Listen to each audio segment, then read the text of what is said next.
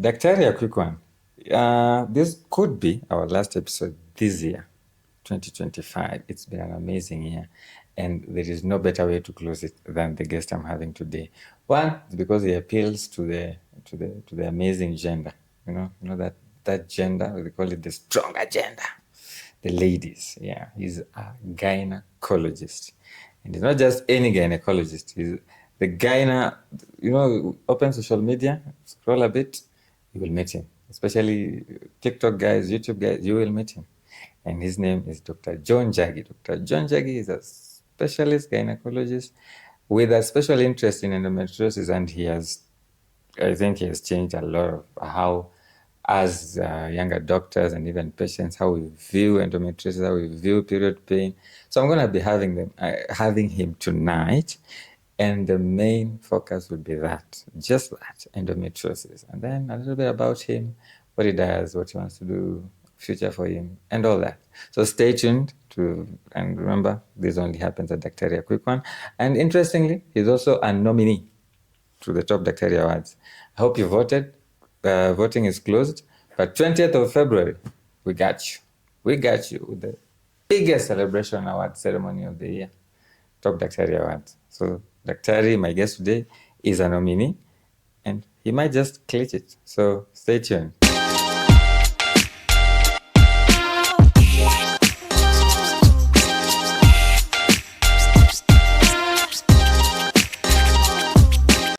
Daktari A Quick One, kama niliwaambia, they do not come bigger than this. Today, number one, the first gyna. This is the first gyna we're having. Imagine, almost 2 years down the line. Gynecologists are very, very rare people, apparently. But not just any gyna, but one of the famousest. Is there a word like that? I don't know. Dr. John Jagy, ladies and gentlemen. Karibu sana, Daktari. Thank you so much. Yeah, we've been planning this for a long time. Yeah, I think I think this was the right time to have this. Yeah. It's called God's time.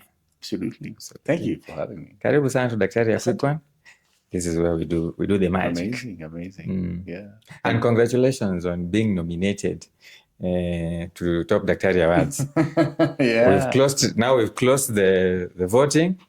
Yeah, because votes are becoming too many. And yeah, honestly, I didn't see that one coming. I was really surprised when I saw my name on the list. Really? I was like, I think really cool. The thing is, we didn't have very good publicity when we were doing the nominations. The nominations didn't really spread out. So even most of the nominees were being hit by surprise. Yeah. But then when the nominations were out is when everybody was like, oh, there's this.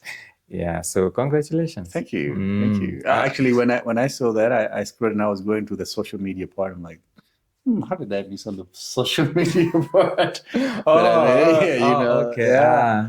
And this, the gynecology part was really humbling for me to appear on the nominees. So, I think we had a filter system for the nominations as well. So probably if you were nominated in both, they were like, okay, put him here, not here, because it would be weird. Because we had people being in two categories at the same time, surgeon, mentor. You're like, no, let's regulate so that people don't appear twice.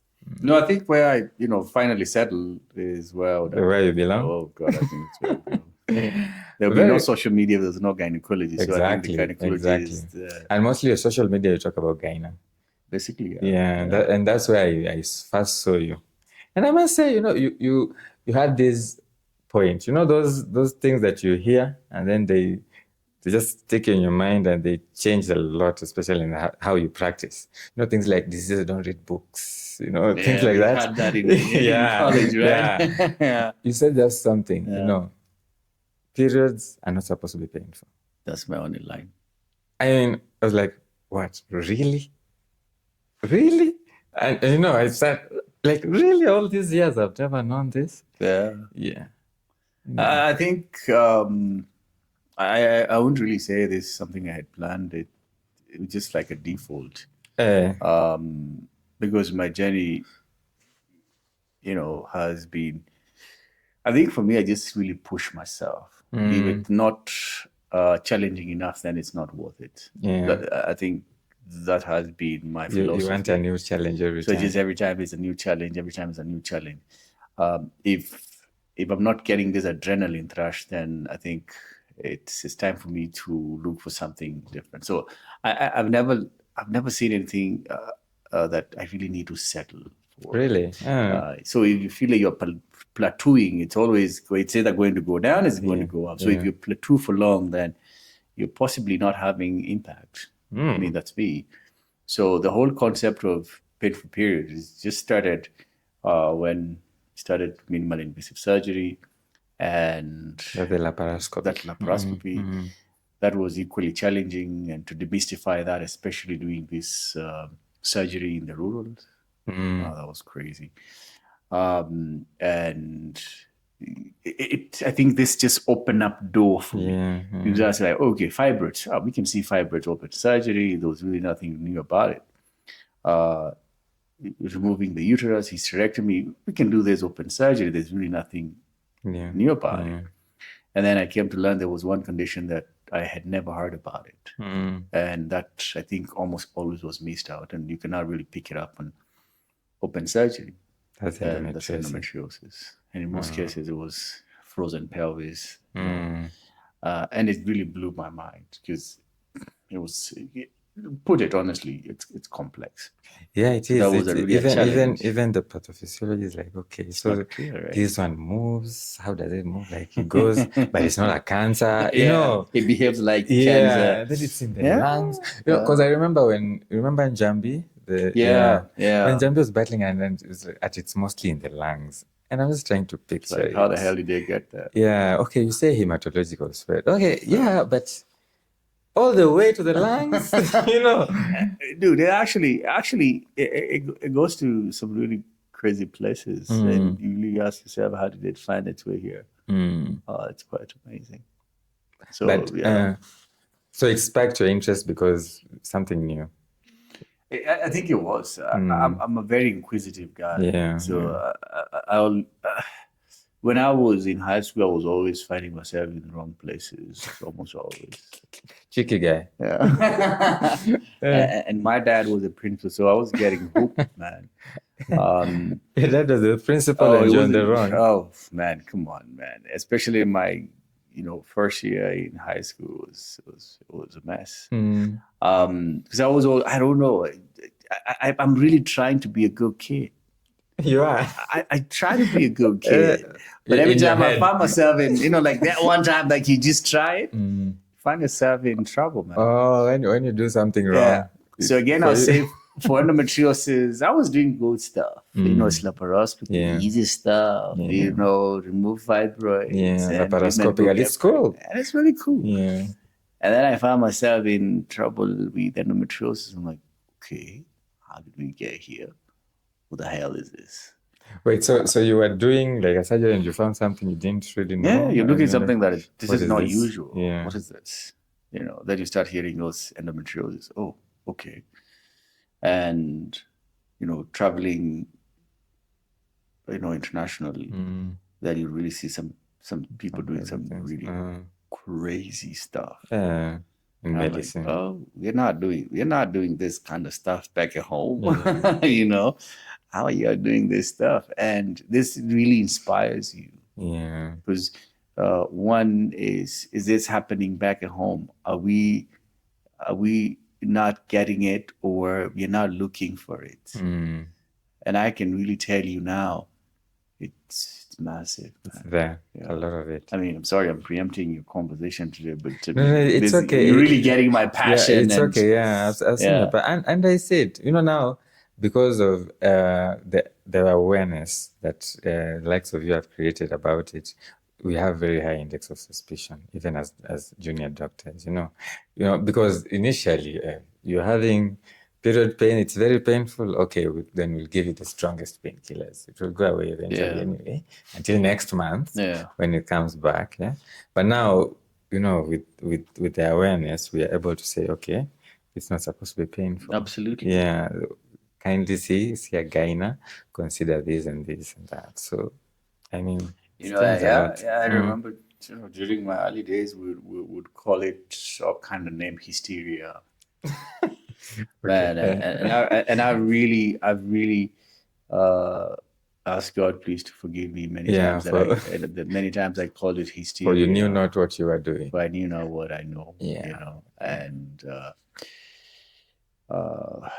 I'd really say there's a complete shift in terms of awareness. And now, you mentioned endometriosis. I think people can relate to what you're talking about. If you talk about painful period, I think people can relate. And I think this is the beginning of getting solutions. And we have to make noise about it. Yeah, we do. Yeah. And I think social media has played a big role, right? In the information spreading. I don't say that out loud, man. Well, it has. But yeah. Sure. It has. In creating that awareness, I mean, how else? How else would I have known about you, Doctor? I wouldn't. I really agree with you because, one, I don't think we'll be having this conversation if it was not for social media. True. I'm almost certain that the awareness that now is going around, it wouldn't be if there was no social media, and you're finding, huge numbers now with the social media, almost everywhere in public places, and they say, "Hey, are you Dr. Njagi, Daktari A Endometriosis?" I'm like, okay. So like Dr. John Jagy is synonymous to endometriosis. I might consider, changing my middle name and Joseph Endometriosis Jagy. Yeah, and you can have it legal. I can have it legal. I mean, like Babayao. Babayao, yeah. But I really feel this is what we needed. Because it gives identity, and this is what today, when I was, having word round with my colleagues, and I said, it's very important to give a condition a name. So, if your arm is hurting every time and it's just hurting, you got to give it a name. And once you give it a name, it becomes your identity. And equally, it gives you relief because now this is exactly me. So now that we really let patient know this is the name of this condition, that's where the journey begins to get solutions. So speaking of solutions, anyway, we're still in the introductions. Oh wow! Anyway, that very long introduction, the gynecologist who deals with endometriosis is Dr. John Jagy. I think on social media you don't really need introduction. You should be introducing. Look at you! Come on now, man. This is your show. It is our show. It is for doctors, for medics, all over. I think Dr. John Jagy is my social media name, and is there a different real life name? This is a really cool thing about it. So this patient came to my office, and she was going to pay consultation, and the registered name is Joseph Jagy. And she was like, I want Joe. I wanted Joe. It gotta be right, So she came to my office. She's like, the first thing she said, okay, first of all, are you Joseph or you're Joe? So the name, yes, it's me. Who is, she was like, you really playing with our mind on social media. I'm like, well, Joe is a short name of Joseph. For Joseph, So she got, so I really had to show her. I'm like, I am the one. It's the same. John Jagy is social media. Okay. So you're Joseph Njagi. Joseph Njagi. Jagy. But I'll never call myself Joseph on social media. Why? Why not? Because I want to call myself Joe Endometriosis Jagy. On social media. Because it has a ring to it. It has what is it called? The oomph. You know, it slaps. Yeah. Okay, Doctor. So welcome. Thank you. And thanks for the great work you're doing. Thank you so much. Yeah. So you said you're offering solutions, right? It's trying to offer solutions once we know what it is. Yeah. How easy is it to actually completely treat or completely get a solution for this condition that you're very passionate about, endometriosis? Honestly, and you might think I'm flattering you. First of all, is making, and I was thinking about this when I was driving here, and I really didn't know this question would come up. I think it's really easy to make a diagnosis of endometriosis, like literally easy To make a diagnosis. to make a diagnosis of endometriosis, because diagnosis of endometriosis is clinical diagnosis. So just by sitting and, hey, what's up? How you doing? This is how I do my consultations. Tell me a little bit about you. Why are we here today? And the patient will start, I'm here because I've been having this pelvic pain.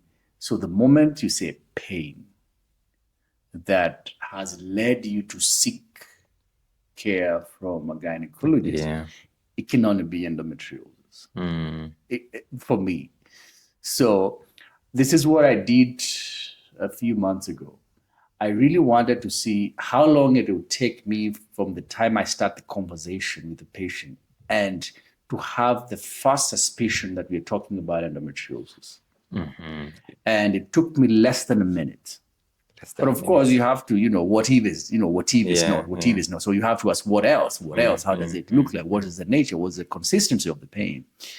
But honestly, within the 1 minute, You have a diagnosis. I have a diagnosis. And for me to confirm this, if I really settled on the diagnosis and the patient who would then translate it to surgery, I would say with really precision, more than 85%, trying to be, nice here, they had endometriosis. So by the moment I say you have endometriosis, just from clinical. So what that really means, 85% of those people will be confirmed on. So that means I might not require to do imaging. However, it's important. I might not require to have imaging because imaging really doesn't. It really helps you to tell if this is endometriosis you're talking about. How much of it are we dealing with here? Are we, mild, moderate, severe disease? That's important in terms of treatment.